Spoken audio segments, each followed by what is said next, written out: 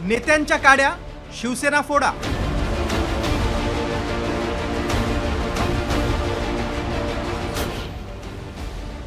शिवसेना सरदारांचाच एकमेकांवर गद्दारीचा आरोप। उद्धव ठाकरेंना विरोध करा आणि माझं नाव मुख्यमंत्री पदासाठी घ्या, याकरता कोण कुभांड रचत होतं। राऊत आणि म्हस्केंचा एकमेकांविषयी गौप्यस्फोट। यांच्या सर्वाधिक तक्रारी जर कोणी केल्या असेल त्या काळामध्ये ठाण्यातून, तर त्याचं नेतृत्व हे आमचे म्हस्केच करत होते। हे शिवसेना पक्ष आणि चिन्ह कुणाचं यावरून सुप्रीम कोर्टात सध्या जोरदार घमासान सुरू आहे। मात्र कोर्टाच्या बाहेर आता दोन्ही शिवसेनेच्या सरदारांमध्ये गद्दारीवरून सामना रंगलाय। शिंदे सेनेचे खासदार नरेश म्हस्केंनी ठाकरे सेनेचे खासदार संजय राऊतांवर गंभीर आरोप केलेत। उद्धव ठाकरेंच्या जागेवर स्वतःला मुख्यमंत्री करण्यासाठी राऊतांनी बैठका घेतल्याचा गंभीर आरोप नरेश म्हस्केंनी केलाय। तर राऊतांनीही त्यांच्या खास शैलीत खासदार नरेश म्हस्केंवर पलटवार केलाय।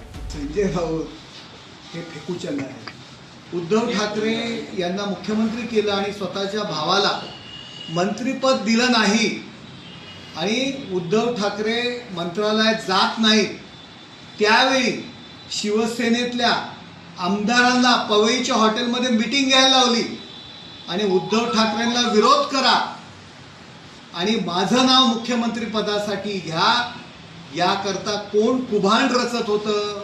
तुमची आम्ही रिस्पेक्ट ठेवतो एक सिनियर लीडर म्हणून, परंतु आमची जी बंद मूठ आहे ना, ती मूठ बंद राहू द्या।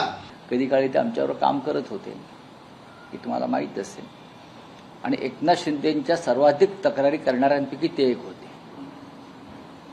आत्ताच्या आधी म्हणजे एकनाथ शिंदे यांच्या सर्वाधिक तक्रारी जर कोणी केल्या असेल त्या काळामध्ये ठाण्यातून, तर त्याचं नेतृत्व हे आमचे म्हस्केच करत होते। हे यांच्या हातामध्ये इतकी सत्ता सोपवू नका, कसा महापालिकेत भ्रष्टाचार चालला, कसं आम्हाला काम करू दिलं जात नाही, वगैरे वगैरे वगैरे।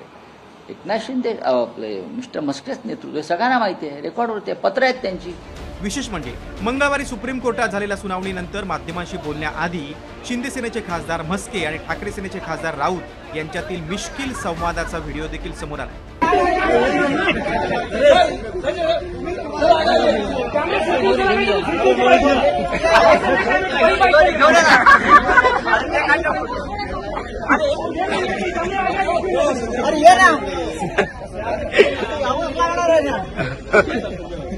तर दुसरीकडे कोर्टात पक्षावरून लढाई सुरू असताना आता दोन्ही शिवसेनेतल्या नेत्यांमधला संघर्ष वैयक्तिक पातळीवर आल्याचं दिसतंय।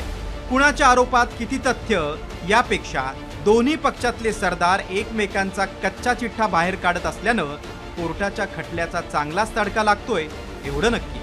ब्युरो रिपोर्ट, साम टीव्ही न्यूज।